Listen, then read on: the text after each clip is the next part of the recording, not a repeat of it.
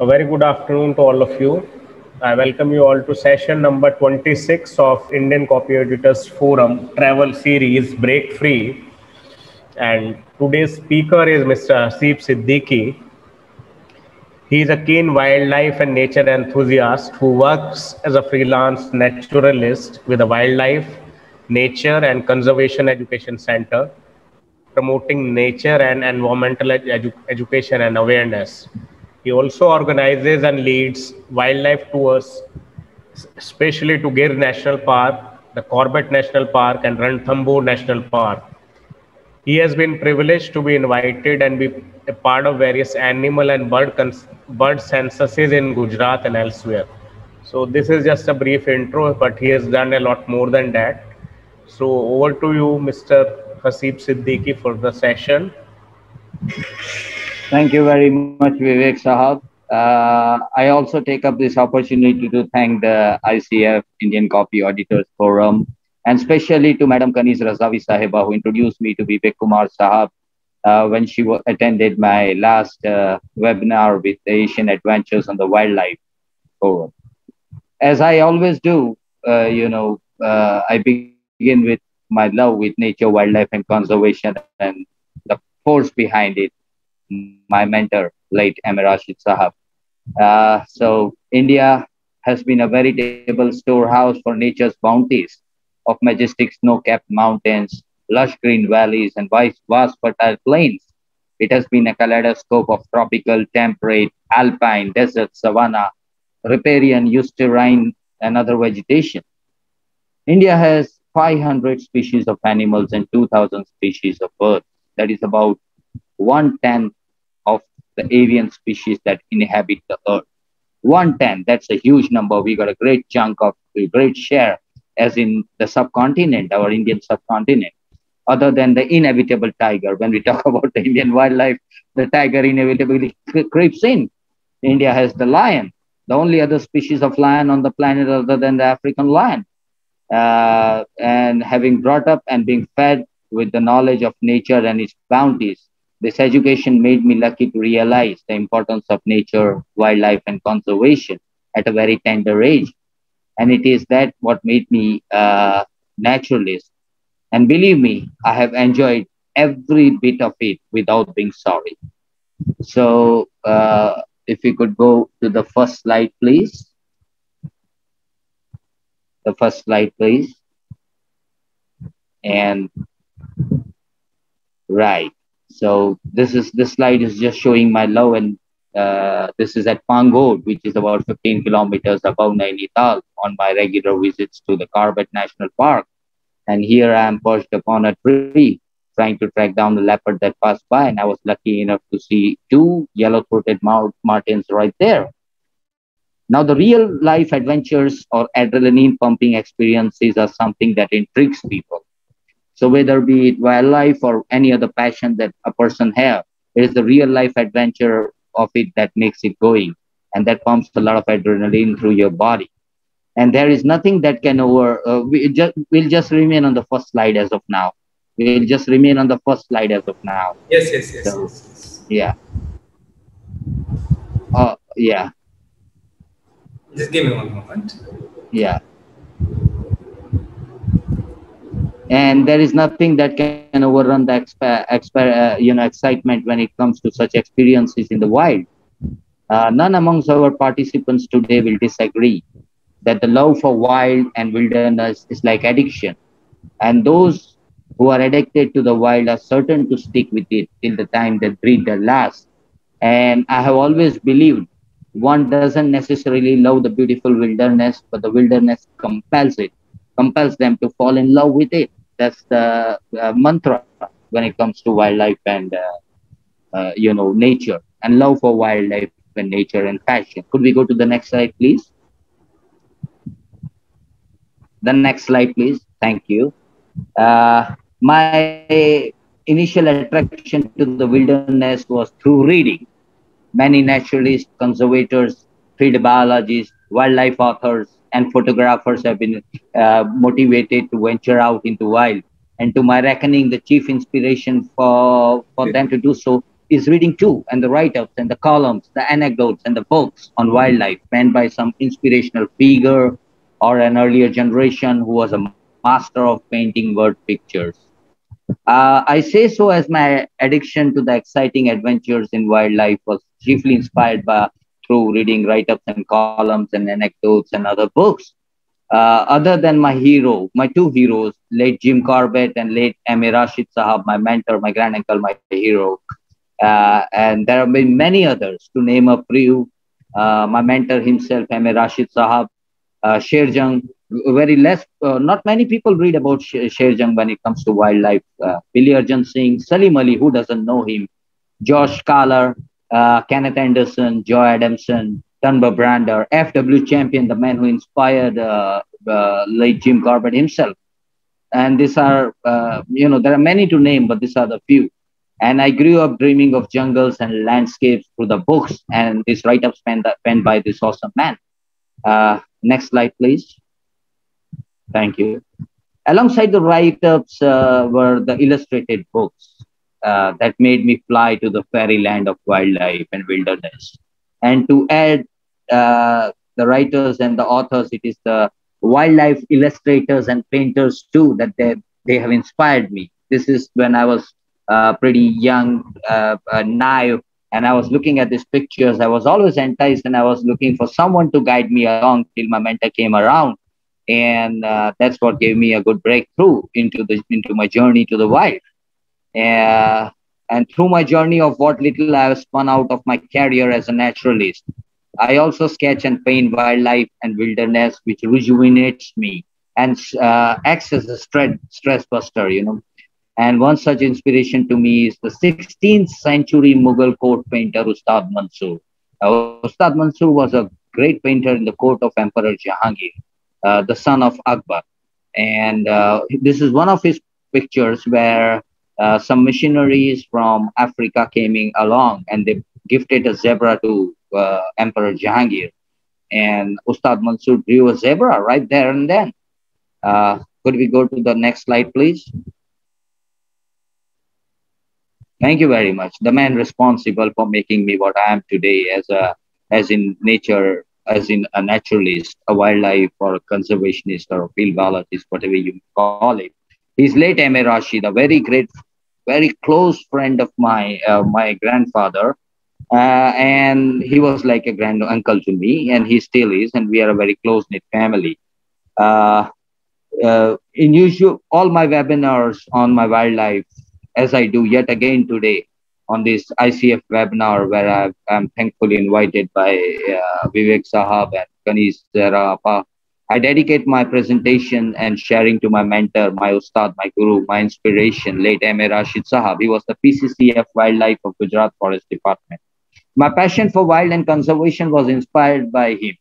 And late M.A. Rashid, who was the first assistant conservator of forest in then the Bombay Forest Service. And he was also the chief editor of the FRI, that is the Forest Research Institute editorial board. And then the dean of Indian Forest College that is at Dehradun, between 1968 to 1972. With the division of Bombay state into Gujarat and Maharashtra in 1960, he was allocated the state of Gujarat at first. He reluctantly accepted, but in due course, he realized that he was very fortunate. Back then, Gujarat had 40 species of mammals, about 425 species of birds recorded. This included two most valuable species, the wild ass and the Asiatic lion. Late M.A. Rashid Saab worked hard on making Gir an epicenter of wildlife destination in Gujarat, and his efforts led him on being remembered as the Bhishma Pitama of modern Gir. He's still known as the Bhishma Pitama. I remember whenever I go to Gir and when somebody comes to know that I belong to the clan of, late M.A. Rashid Saab, I'm well respected only because of him. And he is credited to have come up with and implemented the idea of water points in the deciduous Gir forest for the denizens during the summer, and the Devalia Park at Gir National Park, where the injured, ailing, and rescued animals are given a home in the cordon enclave, open for visits in vehicles. It was during his tenure as the head of Gujarat's wildlife wing from 1975 to 1982. The number of sanctuaries and national parks in Gujarat increased from Mayor 4 to 15 under his tenure. My mentor's tenure from 4 to 15 is what now there are about 26 of them. But under his tenure, 4 to 15, there's a huge jump. The Gir Lion Sanctuary project by the state government of Gujarat began in 1972, but it was under late M.A. Rashid's tenure that the project really caught momentum. So he's credited to giving the momentum of the Asiatic Lion project in Gujarat. If we could go to the next slide, please. Inevitable lion, the indomitable lion, the only other species of lion in the world other than the African lion. And, it was late Mr. Rashid's patronage that the Gir National Park became my classroom for study for nature, wildlife, and conservation.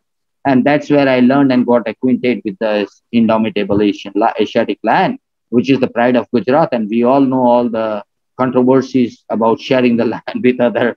That's a different story for a different day. Could we go to the next slide, please? This is the political map of Gujarat, just to give an idea from the place where I come and the local habitat and, how I learned my lessons as a naturalist from different places here. And a naturalist being from Gujarat, let us first take a sneak peek into Gujarat, which lately has surged forward with a leap as a preferred tourism destination, and wildlife being at the spearhead of this tourism industry in Gujarat. To begin with, let's see the political map as you can see here on this screen. Gujarat is the westernmost state of India and has the longest coastline for any state in India. Gujarat is blessed with very geographical biodiversity that one can find in geography book, except the snowfall. Except snowfall, Gujarat has everything. It is blessed with vast dry plains, fertile plains, islands, and creeks. No other state has the biodiversity like Gujarat has. And you can decipher it well when I say that Gujarat has the temperate, desert, savanna, and eustrine vegetation. It is about diversity of the land. So vegetation is a primary bookmark for it. And Gujarat has all this kind of vegetation. Could we go to the next slide, please? This is the next slide is the map of the national parks and sanctuaries in Gujarat. Gujarat has 4 national parks and about 24 wildlife sanctuaries, as you can see in the map. Till the tenure of my mentor, it was 14. After that, it has increased to 24 sanctuaries. Gujarat is spearheaded, as I told you before, by the indomitable Gir National Park, the abode of the Asiatic lion, the last and the only abode. I have had a detailed webinar about 10 days back on the Eid Day with a leading travel company of India focusing on Gir National Park. But keep in mind, if you are a diehard wildlife or a nature freak, then all small sanctuaries and national parks of Gujarat are worth a visit, whether you are aware of them or not. They are amazing national parks and wildlife sanctuaries in Gujarat. Being a wildlifer, being a natural over a period of time, of course, you get associated with wildlife, and then you create this empathy for animals and you start learning about they are living things and they are lovely creatures, and the life cycle is the one that goes along with them, and without them the life cycle could stop even for the humans or any other species in the planet. So I began the rescue work along with, and that was at a very tender age. And through my magnetism to the nature, wildlife, and conservation, I absorbed, if we could go to the next slide, please. I absorbed the fair knowledge of mammals, especially the felines, along with the birds and other flora. This led to me to venture closer to the mammals and reptiles. And through the years, I was guided by my seniors in the field, which initiated my wildlife rescue work. As years passed by, my confidence grew, and I began rescuing animals, reptiles, and birds, just in case it was needed. Rescuing reptiles in particular is a very dangerous errand to run, as there are reptiles which are venomous and can make you run to your grave. So are bigger reptiles like crocodiles, and who can tear one apart and gobble them down the throat in no time. Today, not only I am the official snake and crocodile handler and rescuer for the Gujarat, along with the Gujarat Forest Department, but I also guide and teach aspiring enthusiasts on how to handle and rescue wildlife. and I have rescued leopards and porcupines and deers, other than crocodiles and venomous snakes, all kind of animals that I have, handled. If you could go to the next slide, please. The next slide, please. This is a very typical look of the Jambugoda Sanctuary here in central Gujarat. And the Jambugoda Sanctuary is a very less known sanctuary. I welcome Mr. Mohit Agrawal from the Asian Adventures. And last time we had, talked about it on the webinar of Asian Adventures. I had shown a bit of details on Jambugoda. And having learned my basic lessons in wildlife and conservation at Jambugoda, a small sanctuary in Gujarat, my passion for nature, wildlife, and conservation made me greedy. And I craved to explore different national parks and sanctuaries outside Gujarat, of which I had read so much during my childhood days, and about which I grew up, and I developed a dream of, to be in. And I began saving money to venture out to these other places other than Gujarat. So if you could go to the next slide, please. Among them, the foremost is the Corbett National Park. Now, this Corbett National Park is my favorite destination. I mean, nothing could separate me and Corbett. I just love it. So much, and Mohit Bhai would be smiling as I say that I even, told Mohit Bhai that when I die, I would be buried next to his beautiful resort out there at Pangot above Nainital. I wish to be buried there someday. This is my favorite destination, and I still believe that I belong there. The beauty of the area and this forest has left a lasting impression on my psyche, which will never be erased off.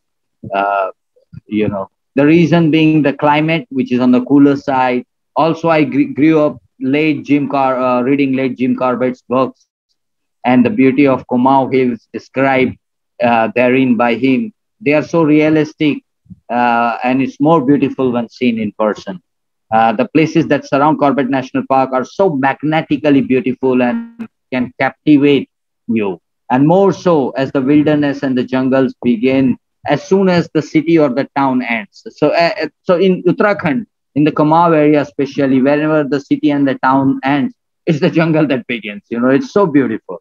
And this wilderness is full of vegetation, birds, and animals. And what more can a diehard naturalist or a wildlife lover want other than this?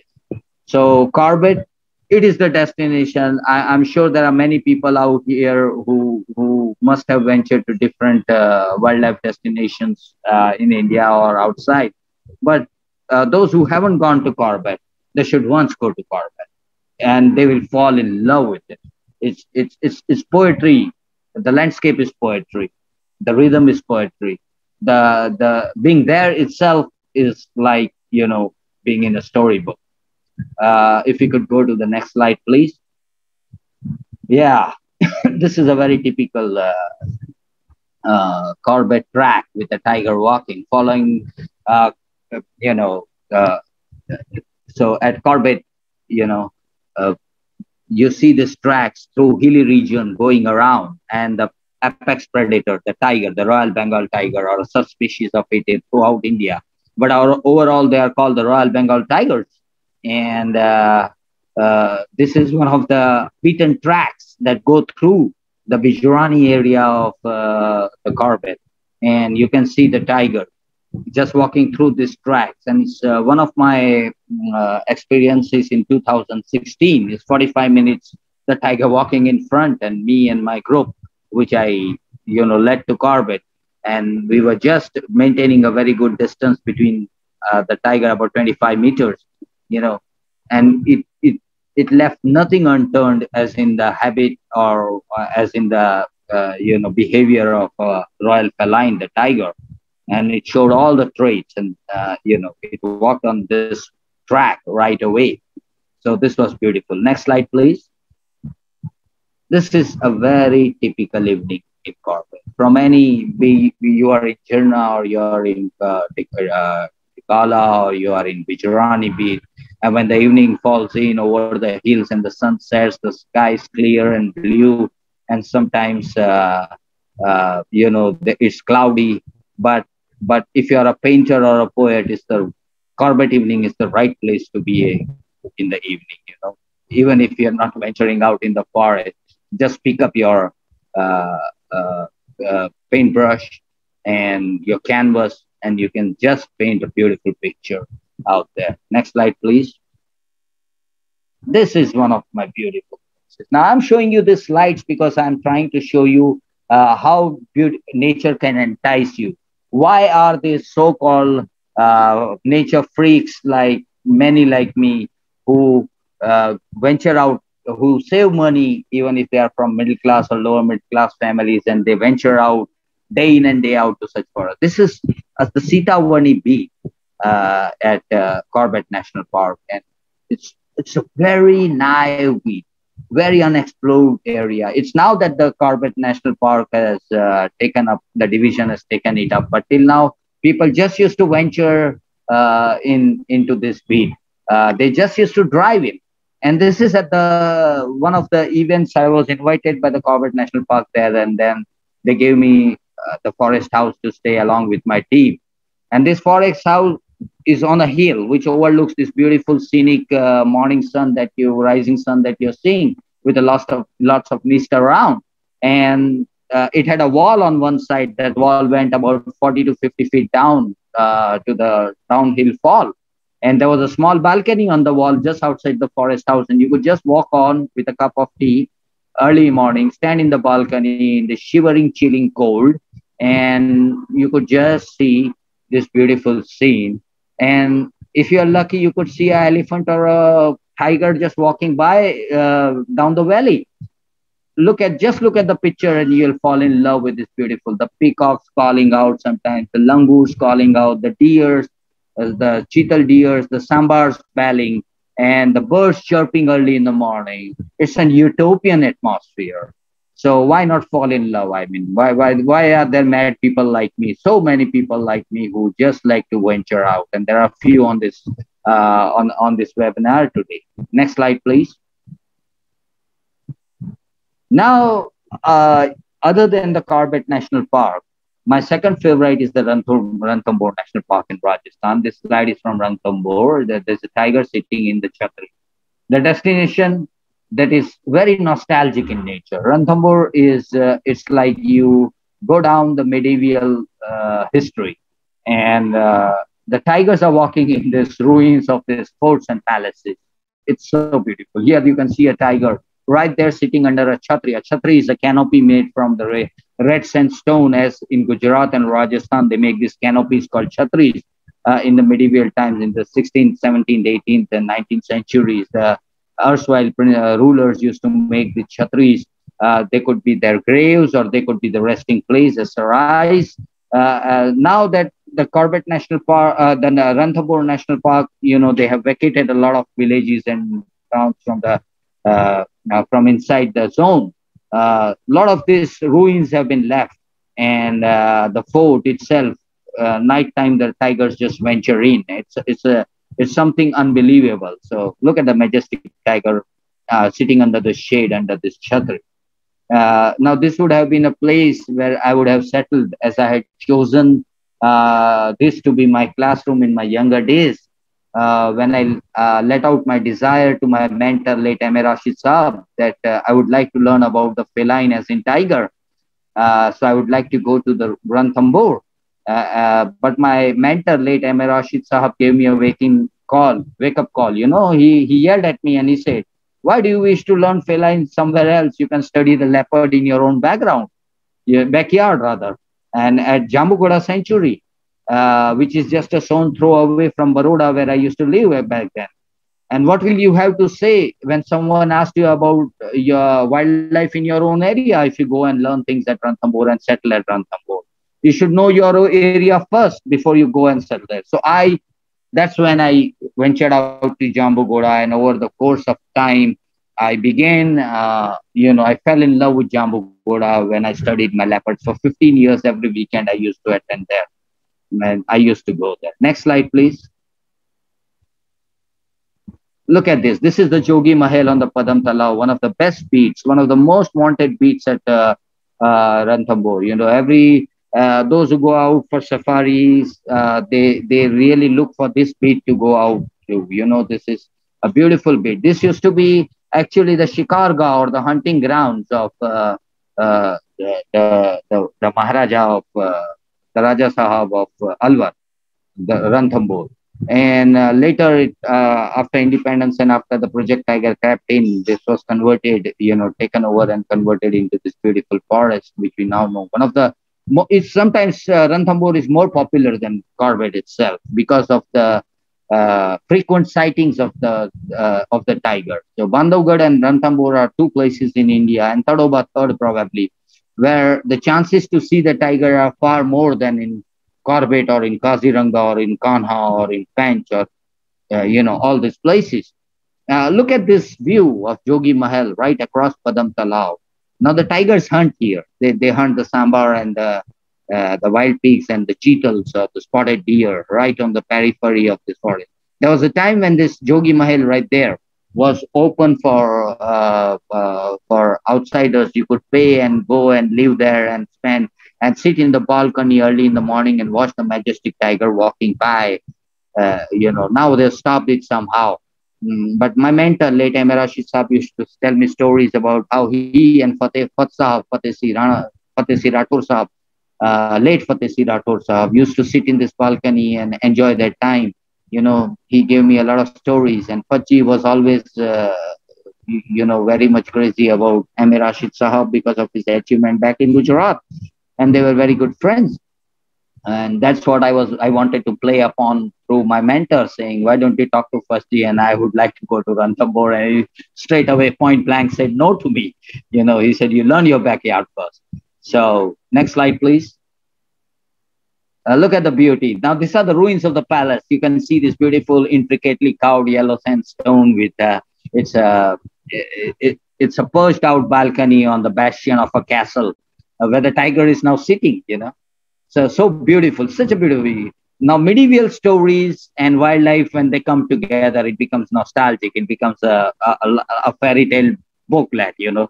Right here, you're seeing it as in if you've read the Mowgli stories of the Jungle Book back in Panch by Rudyard Kipling, the stories that are being told about the ruins and how the animals live in the ruins. Ranthambore is a perfect copybook example of it.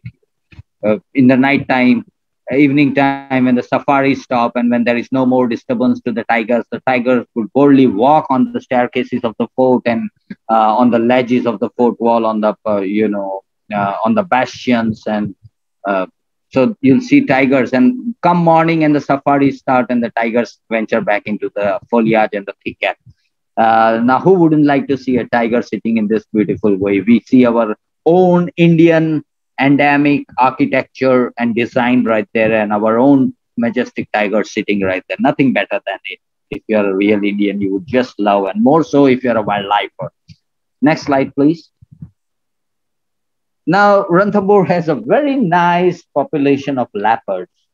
Now, leopards offer love to perch high top upon either trees or right on the top of a hill or on the wall of a ruins of the castle or the fort, so that the tigers don't, you know, pester them or attack them, because leopards and tigers, although leopards are at times 1/4 the size weight of the tiger, and tiger is too powerful for them. But so they keep away from the tigers, but they are the smartest of all the felines. For me, they are the smartest of all the cats. And they would sit on the ramparts of the wall and keep an eye on everyone coming and going, be it animals or humans, because there are quite a few temples in Ranthambore within the core zone. And people on certain days of the week, the road is open and people come and go for the worshipping or for, you know, going to the temple and worshipping. So these leopards have nice time looking at people, gazing and, you know, taking a look and fixing their eyes on their potential prey to come. And so this is one of the beautiful evening pictures right on the ramparts of the castle. Lovely picture of a leopard. Next, please. Now, these are some of my Bibles on Ranthambore, some very good books. I have many. I've got about 20, 30 books on Ranthambore tigers. and leopards and animals altogether. But these are the few, just in case, you know, this is because both the books have experiences of Fateh Singh Rathod Sahab, late Fateh Singh Rathod Sahab. And, so they are worth reading. Billy Arjun is another guy who is a lovely writer and all. So this beautiful book. So these books feeded me a lot of things on Ranthambore even before I first went to Ranthambore. You know, so this is beautiful. Let's go to the next slide. So through the time I ventured to many other destinations, and one of the notable of those are the Tadoba National Park in Maharashtra. Tadoba National Park near Chandrapur is a beautiful national park.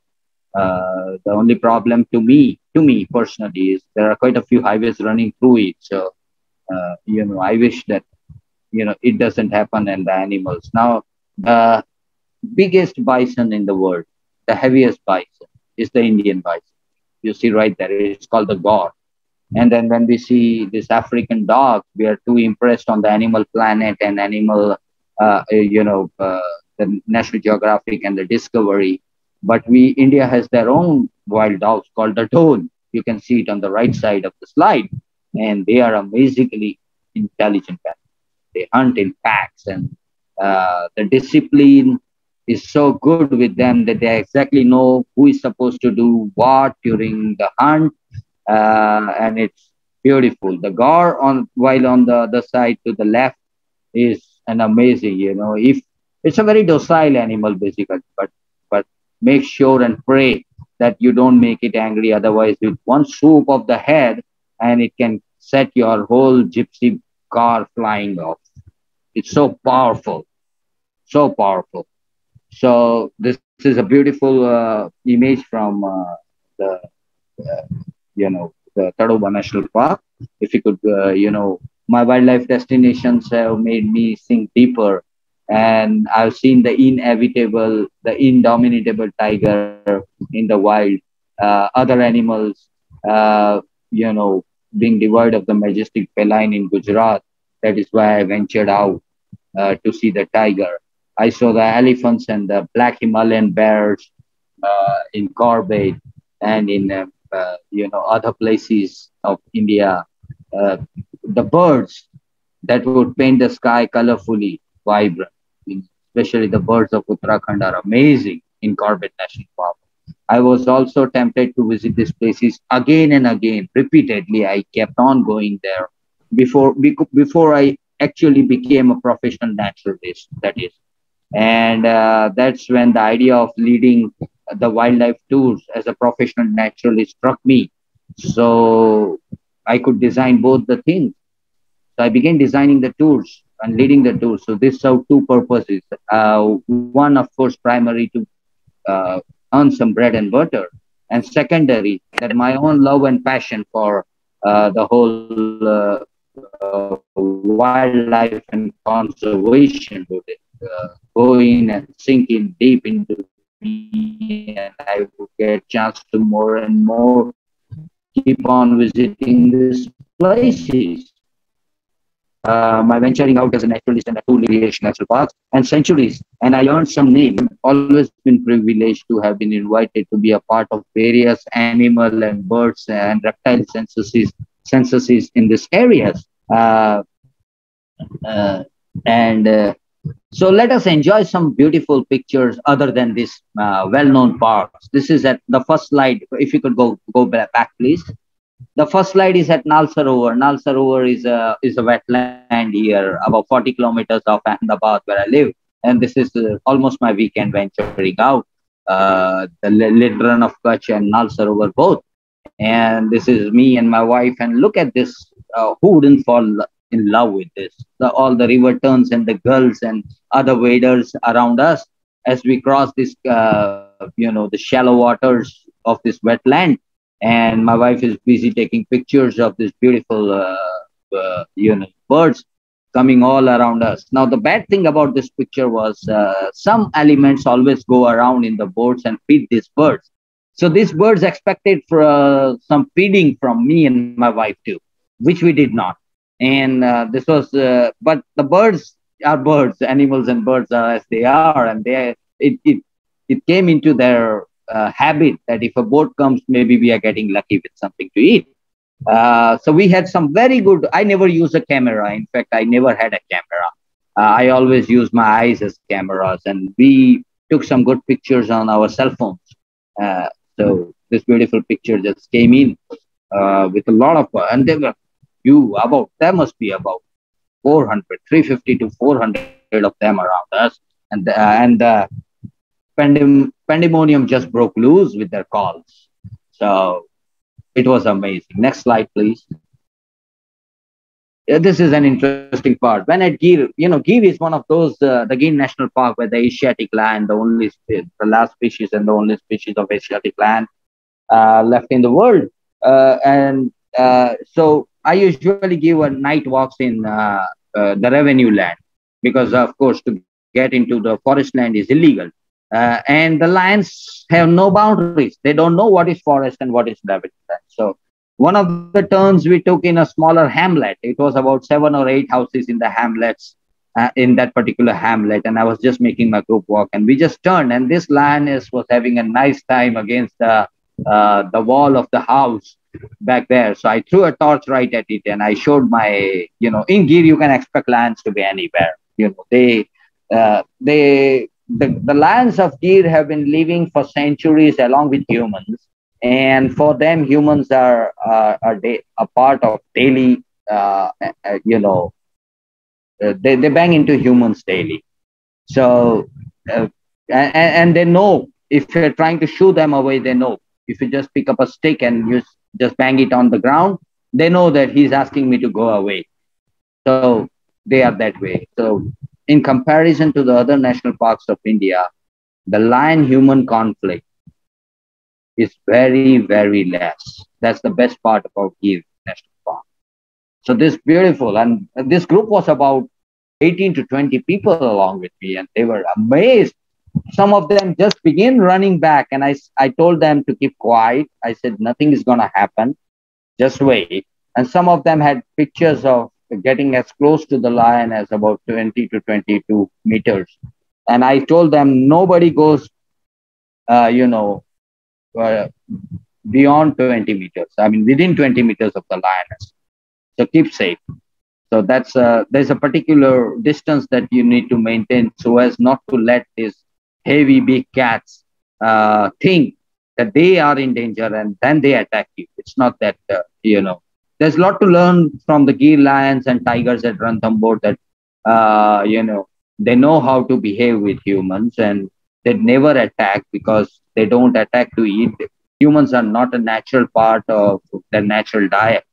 They have better things to eat in the forest.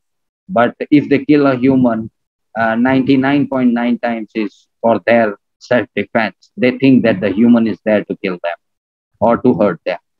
So just keep that part in mind. If you could go to the next slide, please. Now, this is the fun of being naturalist or loving the wild. We were just camping out at Gir in a revenue land, of course. And morning, we were visiting a friend who lives deep inside the forest in a small hamlet there.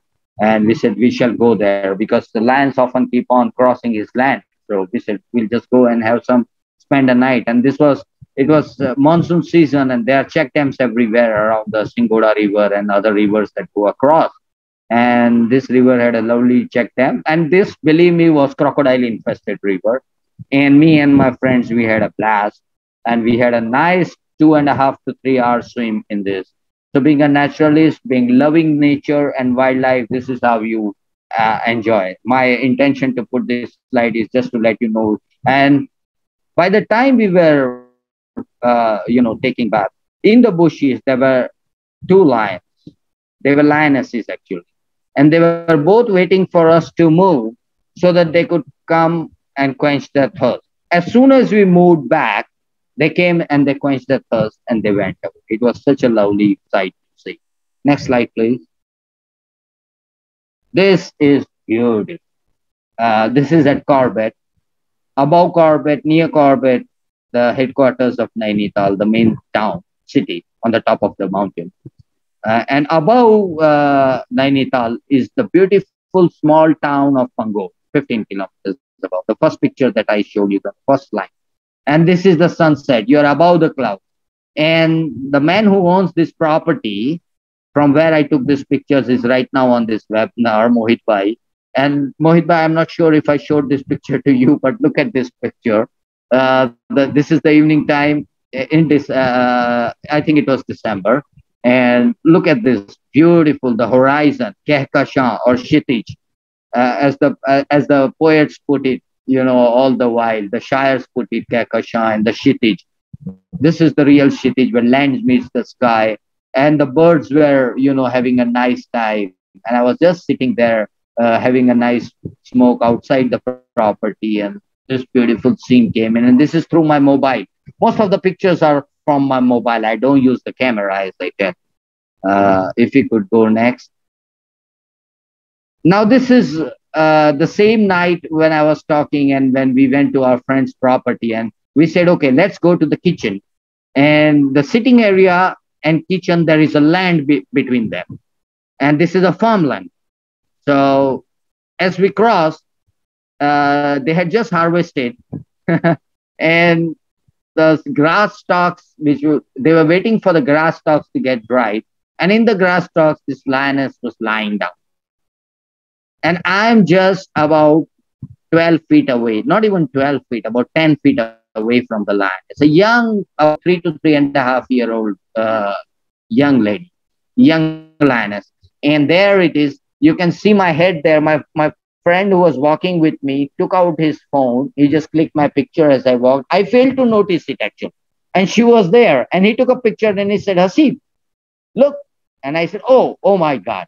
And so just venturing out in nature, you find these lovely experiences. And she was so docile and so lovely. She just rolled over, stood up, and began trotting away from me. It was such a lovely thing. Now, next slide, please. Thank you. This is something that I love. This is at Sitavani again, Corbett.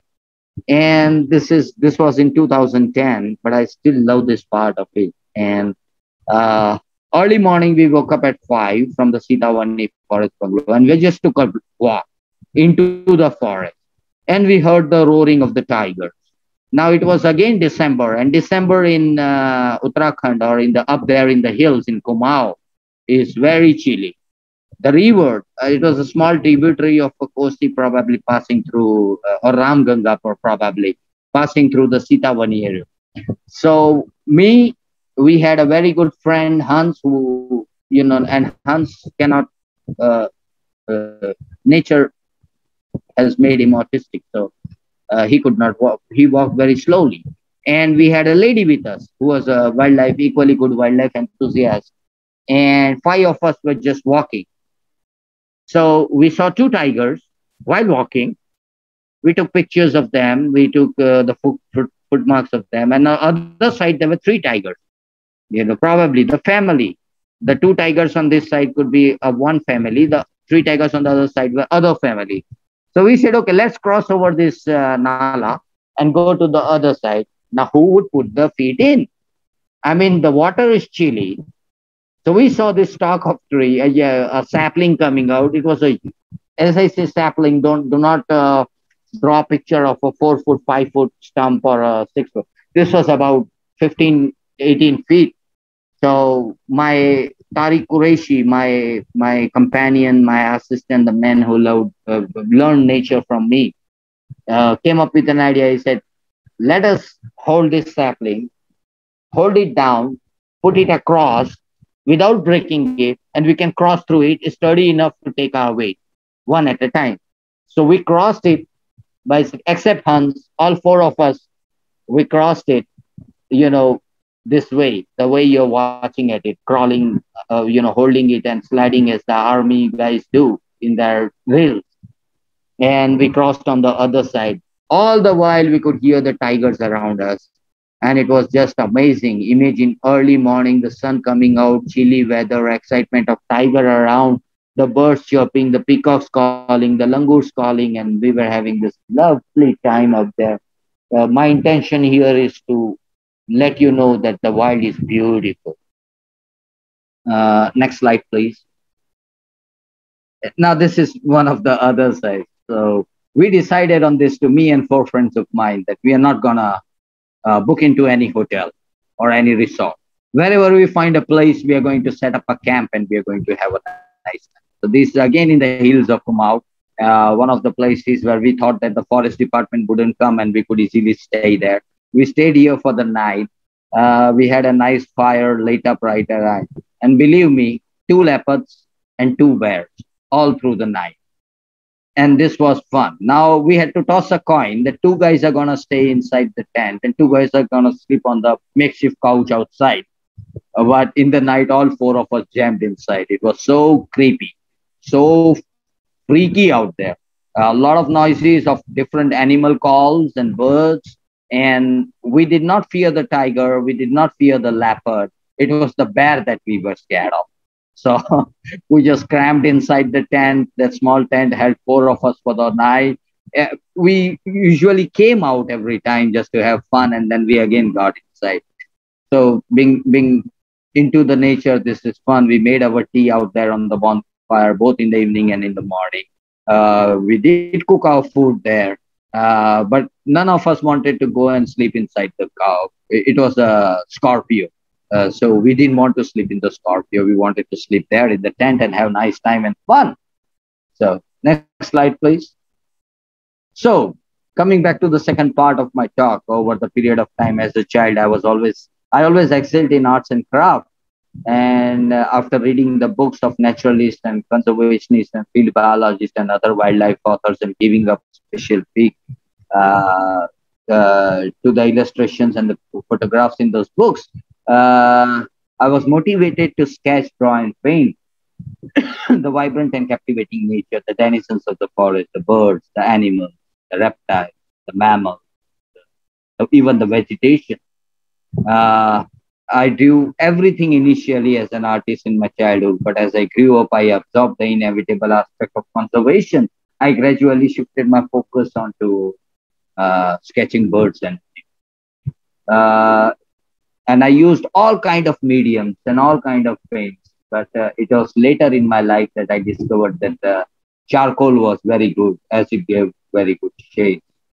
So I made charcoal run on the paper. Each of these sketches that I do, not all are in the wild. Some are from the books and photographs that I see also. But when in the wild, they don't pose for you, the animals and birds. So you just make an outline first. That is how you go about. So this is a tiger. Could we go to the next one? This is again a tiger from Corbett. It's a beautiful one, for me at least. Next one, please. This is beautiful. Again from Corbett, mother tiger is carrying a single baby and, changing her hideout.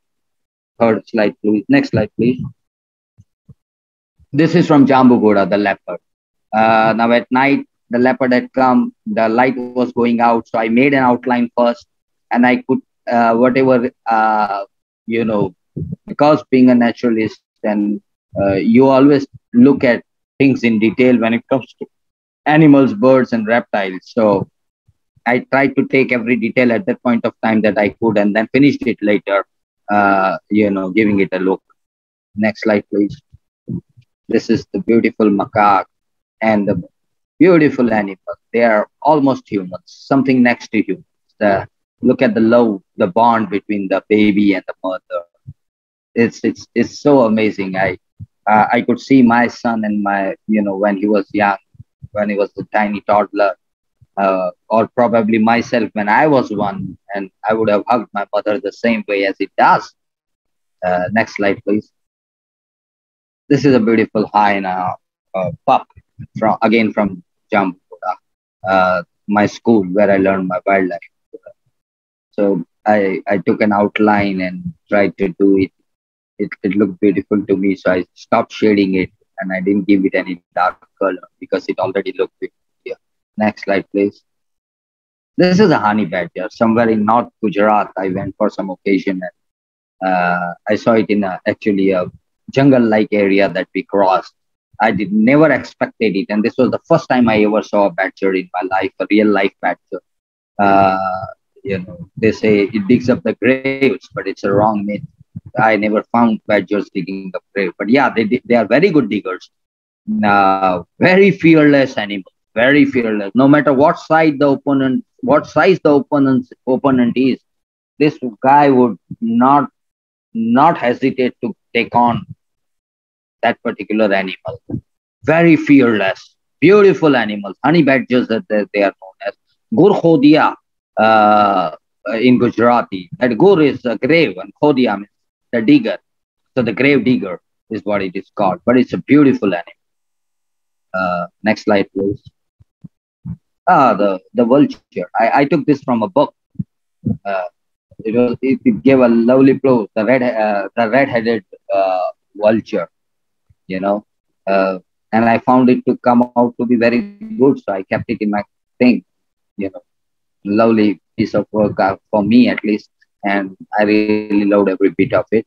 The eyes were gazing upwards. I don't know. Well, vultures don't normally look down, but this picture had it that way, so I put it that way. Next slide, please. This is the Brahmini kite. Now, this is pencil on paper. Now, this was on the stump, sitting on the stump, perched on the stump of a dried sapling, and I had, so I took up. If I'm not wrong, I saw it on actually a cover page of a magazine, a wildlife magazine, and that's from where I sketched it out. Next, please. This is the golden oriole, very much around my house.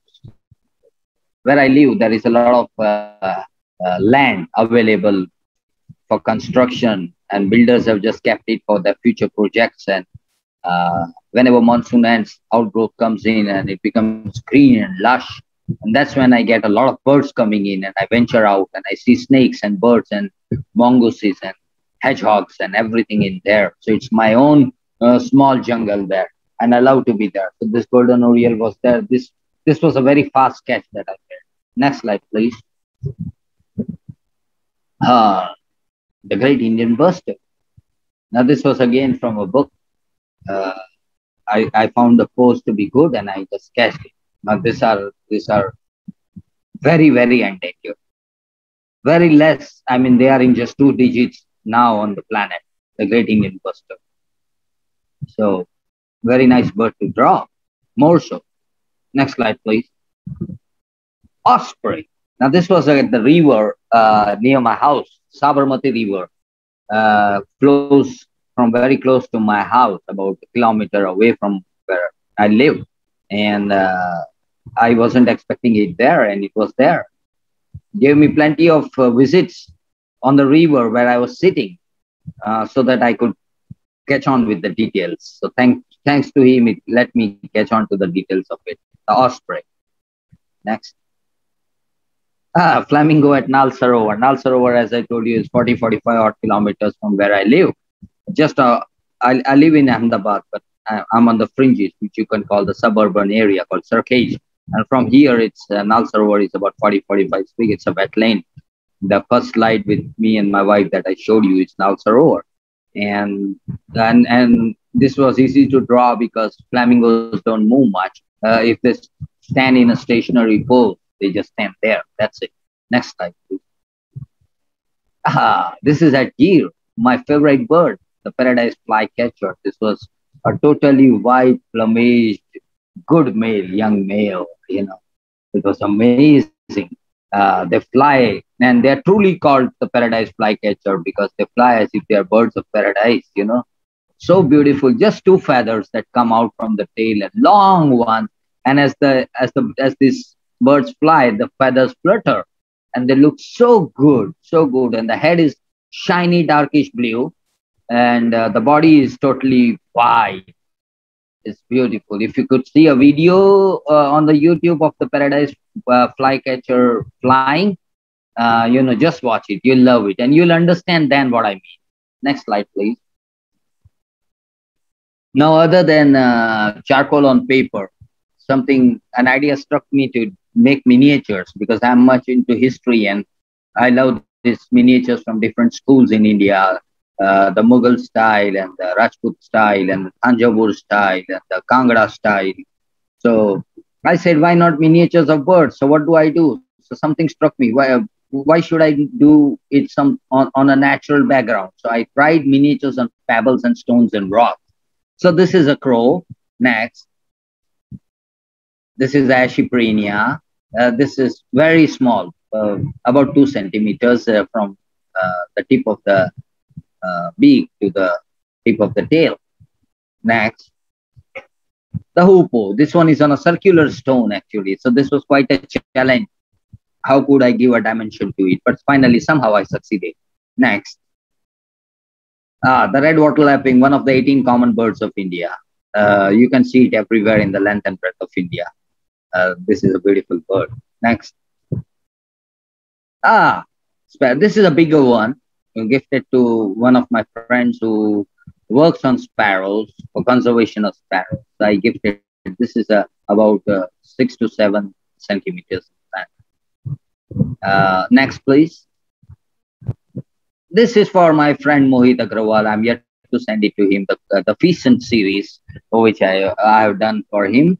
They are all ready and all ready to go. So this is this is the Cheer Feastant. Next. This is the bronze-backed jacana, which is found in the wetlands. They walk very swiftly on the vegetation that grows, especially the lotus and the water lily leaves. They just walk and the leaf doesn't drown and they don't drown. They're lovely birds. Next. The Indian roller, the beautiful Indian roller, multicolor. This is bigger in size, about 4 to 5 centimeters from top to bottom. This was just around my house and they were just, it was just there. And the colors came out to be more vibrant than what they actually are. But then I loved that. So I drew them. And I've done this and I give this away to my friends. Whoever likes it, takes it away. That's it. And if somebody says, draw this for me, and I sketch it and I draw it for them whenever I find time. So this is how I go about. So my love for birds is maintained that way. So finally, next slide, please. So I thank you all for bearing with me. I thank you all for listening to me very patiently, calmly. I don't claim myself to be an expert on anything, but I'm very passionate about whatever I do. There is a lot to talk, there's a lot to share, but this is something that I had an intent in my mind. I thought I would just give people an idea about wildlife, and this madness about, this craze about wildlife and conservation could just come in. And Kaniz Zahra Razavi Sahiba, she always, told me, Hasib, talk on this and talk on that and show your this or X, Y, Z to people. So I thank Vivek Sahab, thank you so much for allowing me. I hope I haven't disappointed you. And all those who attended this and heard my blabbers. I'm a crazy man because I'm a wildlife man. So thank you so much. My details are on the slide, my email address and my phone number. You're free to get in touch with me whenever you want it. Any questions? Can you answer some questions? Of course. Assalamu alaikum. Hasib, you showed us a slide that had a reptile, a rabbit, a bird. Could you just tell us who they are? Introduce us to the people in that slide. People meaning the creatures. For me, creatures are people and people are creatures. I think creatures are better than people actually. they are all rescued ones. So when I rescue them, I take a picture. You have to tell us who they are. Yeah, okay. Could I get back to that slide if Murugan Sahab can put me back on that slide so that I Murugan, it was probably the 4th or 5th slide. Oh, okay. I hope it's not a... No problem, because I have it right here. Let me check it out so that I can, go through it. Yeah. No, next one. No. It's got... This one. Yes. Yeah, I can see. Yeah. The first is scorpion. Scorpion is as big as a tiger. It's a huge scorpion. No. this is not huge because the camera lens is closer to the scorpion and I'm further away. Yes, yes. So- I know that much about photography from our great friend, common friend, Suez Akram. so the one okay, let's begin from the top left. Yes. Yeah, that's a chameleon. And this poor thing was crossing, and I was in Jambugola, and me and my friend were driving through. And before that, we just saw a snake and a mongoose being crushed under the ongoing traffic. So we put their bodies aside, whatever was left of the bodies. And then this poor, because the chameleons are very slow. The chameleons are very slow. So we stopped the car, pulled it over into the grass, dry grass area, and then I picked up this guy just to help it across. My friend Chirag, who was along with me, he just said, "Hasib bhai, wahin khade raho, main ek tasveer khinch leta hu." About these scorpions, my sons love them, the second one. And scorpions, whenever I find a scorpion or that, I just bring it home and leave it back to that place so that my sons could, just take a look and all that. The third one is the monitor lizard. And in Ahmedabad, the famous, here, don't get me wrong, I'm not criticizing anyone or any administration, but as the famous riverfront came up, a lot of snakes and reptiles could not get the access to the river in the city.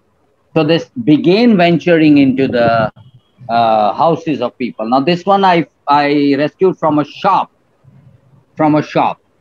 So the shop was actually a godown. And so I rescued it, and then I released it here in the swampy land just next to, as I told you, that river Sabarmati crosses very close to my house, about a kilometer away. And that's where I released so that it could get something to eat there, because it's a very foliaged area. And there would be snakes, there would be eggs of other birds, which the monitor lizard could thrive on. The fourth one on the top line is a starback frog, tortoise, which is Schedule 1. And this was in somebody's garden. I told him that, if some forest department guy comes around, you're in trouble. So he said, "Asif bhai, le jao na yaar kahin." So I left it at Serenity Library, where I used to work as a naturalist. The bottom line left, first one is a cobra we rescued at, on my visit to Corbett at Nainital. There's from Haldwani, when you climb up to Nainital, there's a small place called Julie Court, and there is a resort which owned by my friend Siddhant, and that's where we rescued this one from someone's house. Now, it being winter, the cobra was very docile. So I tried to show those guys my little tricks, saying I'm not scared of cobra. And so, I picked it up that way, and they were very happy. And I knew that it is winter and the cobra is going to be very lazy. So, and they were all surprised. "Tum to jadugar ho, koi mantra jante ho." I said, "Let it remain that way. I have no problems with it. Let it be that way. Aata hai mujhe mantra." Okay, there is the second one to that. The next one to that is a Shaheen, and it was the kite. The kite string. You can call it the red-naped falcon. So in Urdu, it is called the Shaheen. And it's a very, very, for falconry in the Middle East and in the Central Asian countries, this is a very good thing to have after the golden eagle, as in the falconry.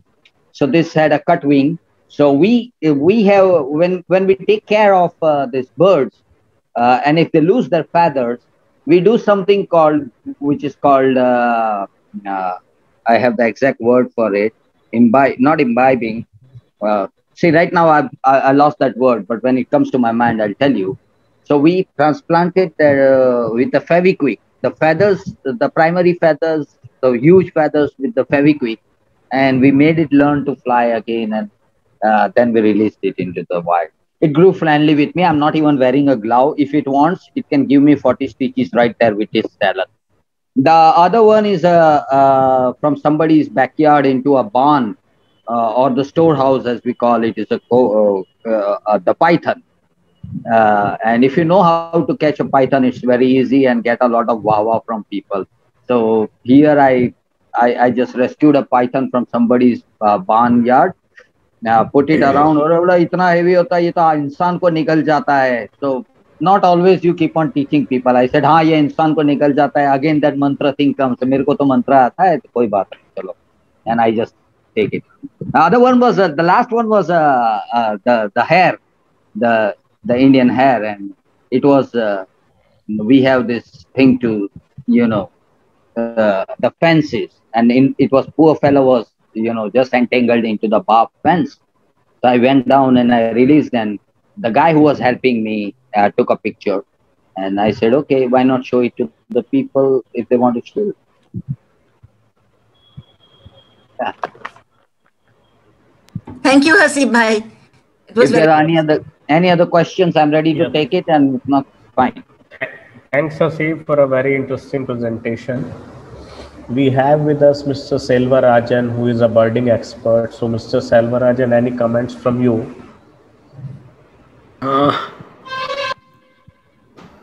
Well, I'm already connected to Hasib.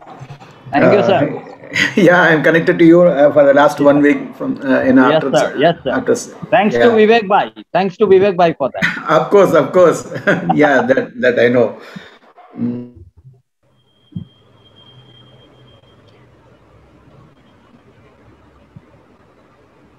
Is Mohit Bhai around? I think he has left. Okay, he must, because he has almost wrapped up every day. I want to share something that I saw at Tadoba, which is owned by a common friend of mine and Hasib's, called Swayz Akram. So Swayz Akram took me to see Tadoba in 2017. I had just lost my husband and they were friends. And he thought it will be good for me because I've been part of World Wildlife Fund, I've been part of tourism. So it was interesting for me. And on his birthday, Swayz's birthday is the 14th of June. I'm older than all of these people, but it doesn't matter. So we were celebrating his birthday and we went out in the jeeps. They are all gypsies. And we came across a lioness and she's sitting very happily. Her name is Meera. And she doesn't care. If you are at Tadoba, it's a tigress, not a lion. Yes. No, I'm sorry. I meant to see tigress. So Miss Tiger, the beautiful tiger, Meera, is sitting most nonchalant, absolutely carelessly. She doesn't care that there are 12 jeeps looking at her. So then there is a slightly sort of a hairpin turn. So she goes through the copse of the leaves and bamboo and all that kind of thing. And we take the hairpin turn and we find a small little lake. And there is a huge tiger. And he is sleeping on the other side of the lake. And his name is Matka. What was his name? Matka Sur. And he is named after a legendary person of that area. And he is huge. Okay. So she goes and gives him a whop. And he doesn't wake up. She turns over. She goes and gives him a push. He doesn't wake up. She turns over. Finally, after some effort, she manages to wake him up. And then they play in the middle of the pond. They play and play and play. And then they disappear. And then they come back out. And then they disappear. And they come back out. It was amazing to see the frolic of these tigers. And I wasn't even that excited about it. I was somewhat in mourning. And I wished my husband was with me. But of course, he was probably watching from above. And there was the treat for his birthday. And then, do you know, in 3 months' time, the beautiful tigress Meera had 3 cubs. So we know what was happening when we couldn't see them. We know all about that. Of course, there's a sad story after that. Because 3 months you said, and 3 to 3.5 months is the gestation period for the cats. Gestation, yes. A house cat unfortunately, so during the time when you saw her, there were probably courtship was going on, and then they had, Yes, and they had been going steady for a long time. So this was a very opportune moment for all of us. But unfortunately, in 2019, I think, Meera had a quarrel with one of her daughters. And the daughter was overcome by Mira's strength. But this happens in the wild. So it's exciting also. And of course, we saw so many other things. I've seen the wild dogs get involved with a huge deer, and the deer's child is getting taken up, and the deer is saving them, and then somebody else comes. It's a very, even though that horrible highway goes right through Tadoba, the Andheri Reserve, it's still very, very rich. And more than 216 types of birds. And I love being in the, and the fun is that I'm in Bhopal, and there are tigers to be seen just 15, 20 kilometers. Oh, yeah. You know, in the Kalyasod and all this. So I wake up to about 10 to 15 different birds because I live right on the lake. So I'm into this. And thank you, Haseeb, and thank you, Vivek. And I hope everybody was able to bear with his great Gujarati accent. So much to tell us. And is there anybody else who would like to jump in with their experience? Because you all know I'm chatterbox. I would like to tell Vivek Bhai and Kaniz Appa that Tabassum Baji is here attending, and she's the daughter of my mentor, late M.A. Rashid Sahab. Assalamu alaikum. Walaikum salam. Walaikum salam. Nice to know you. Yeah, nice to know you too. Yeah, okay. So anyone else can add something that they have seen or heard or want to enrich a little way from bicycling and into wildlife. And I thought the stone drawing was also very interesting because we had a stone drawing person in our group. Vivek, what is her name? I've forgotten her name. Malubika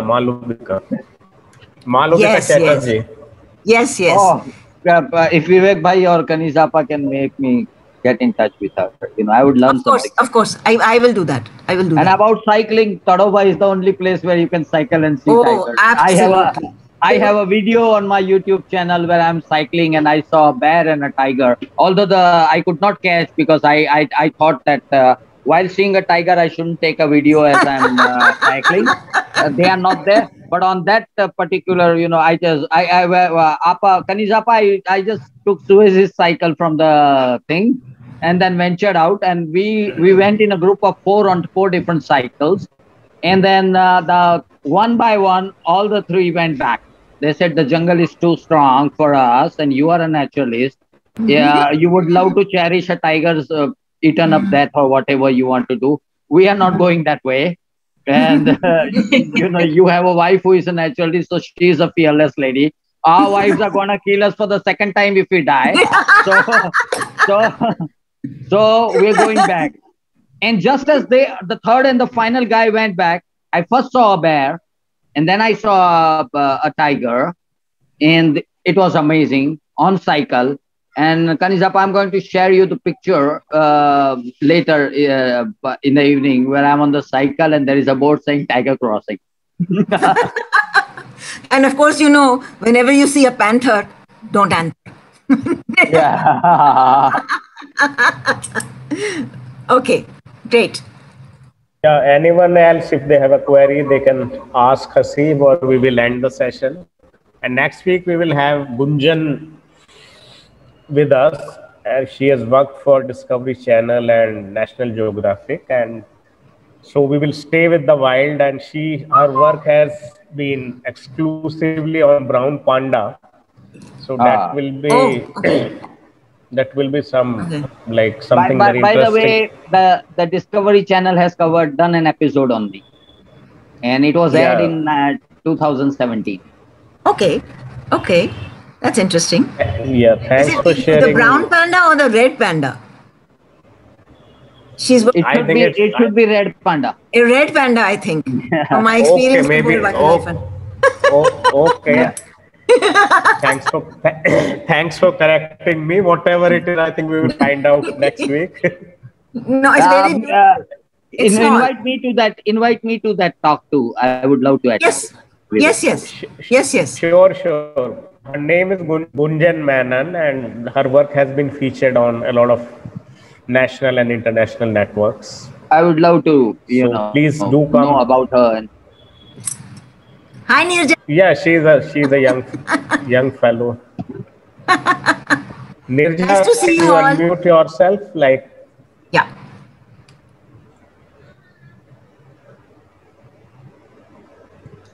I think she has a problem with her audio.